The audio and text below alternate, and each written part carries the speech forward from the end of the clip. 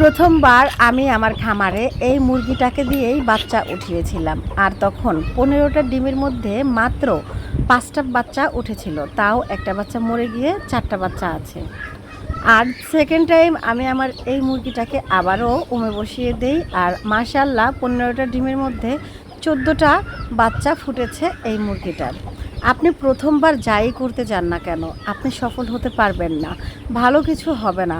মনে আছে আমার আপুরা, যেদিন আপনি প্রথম ভাত রান্না করতে গিয়েছিলেন, হয়তো ভাত শক্ত ছিল অথবা নরম হয়ে গিয়েছিল, ঠিক তেমনই আপনি হাঁস মুরগি লালন পালন করেন অথবা যে কাজই করেন না কেন, প্রথমবার আপনার কোনো কিছুই ভালো হবে না, কারণ আপনি সম্পূর্ণ অভিজ্ঞ না।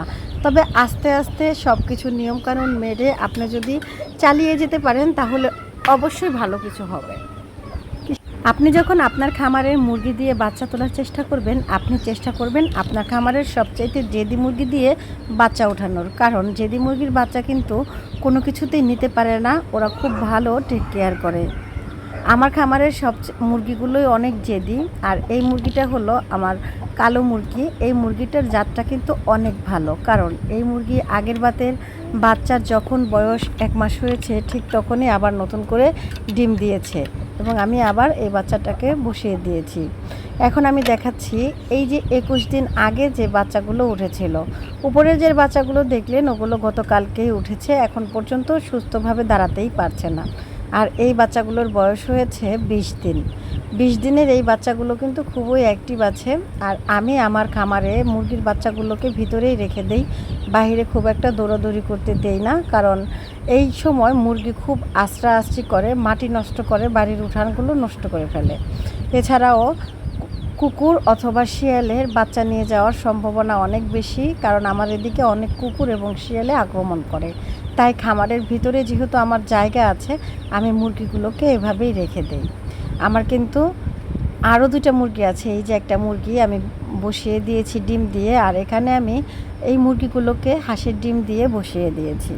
খুব সুন্দর একটা ব্যাপার, আমার একটা মুরগির বাচ্চা উঠে আমি আর একটা মুরগি বসিয়ে দিই, ঠিক এইভাবেই আমার কিন্তু বসানো হয়। আর এইবারে আমি 1 সপ্তাহ আকপাস করে মোট 2টা মুরগি বসিয়ে দিয়েছি হাঁসের ডিম দিয়ে।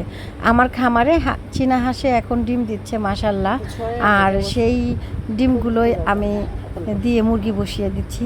দেখুন বন্ধুরা, আমার এই মুরগিটা কতটা জেদি, আর জেদি মুরগিগুলো কিন্তু অনেক ভালো হয়, বাচ্চাকে খুব ভালো টেক কেয়ার করতে পারে।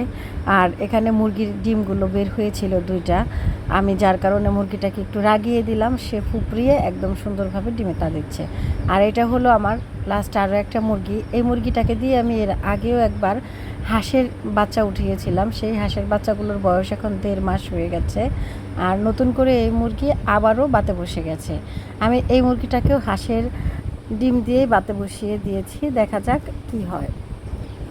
আমার খামারের আগের যে হাঁসের বাচ্চাগুলো আছে, 1.5 মাস বয়স হয়েছে, এগুলো কিন্তু এখনও ছোট, তবে ভালোই বড় হয়েছে।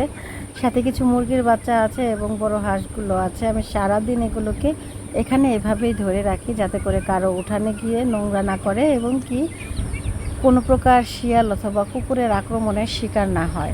আপনি চাইলে আপনার খামারে এরকম ব্যবস্থা করতে পারেন, বাইরে একটা আলাদা জায়গায় নেটটা নিয়ে সারাদিনের জন্য মুরগিগুলোকে রেখে দিতে পারেন।